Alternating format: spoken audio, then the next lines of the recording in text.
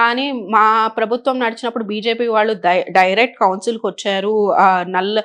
Black colour paint ఏసారు GHMC బోర్డ్‌కి. Mayor podium దగ్గరికొచ్చి ఎన్నో సార్లు గొడవ చేశారు. కానీ ఎప్పుడు జరగని విధంగా మేము అపోజిషన్ మాకు వాయిస్ ఇయ్యండి. ఇలా జరుగుతుంది 18 నెలల పాలన.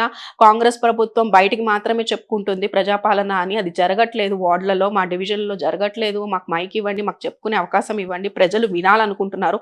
ఏం జరుగుతుందో ప్రజలకి తెలియాల్సిన అవసరం చాలా ఉంది.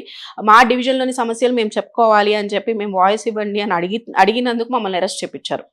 మొత్తం బీఆర్ఎస్ కార్పొరేటర్‌లని జీహెచ్ఎంసీ చరిత్రలో నాకు తెలిసి బీఆర్ఎస్ కార్పొరేటర్‌లని సస్పెండ్ చేశారు. అది కూడా బీఆర్ఎస్ పార్టీ నుంచి ఎళ్లి ఆవిడ కాంగ్రెస్ లోకెళ్ళి ఆవిడ మేయర్ పీఠంలో కూర్చుని ఏ ఏ పార్టీ అయితే ఆవిడకి ఈ అవకాశం ఇచ్చారో మరి అదే పార్టీని సస్పెండ్ చేసి మమ్మల్ని అందరినీ అరెస్ట్ చేపించడం జరిగింది.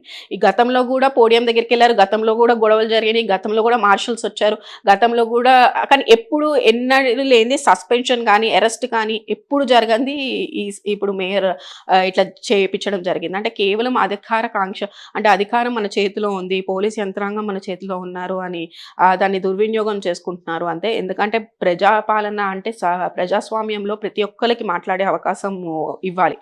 ముఖ్యంగా ప్రజాప్రతినిధులుగా ప్రజలు మమ్మల్ని గెలిపించి కౌన్సిల్‌లు కానీ, అసెంబ్లీకి కానీ ఎళ్లి మాట్లాడుతున్నారు అంటే ప్రజా సమస్యల మీదే మాట్లాడతాం.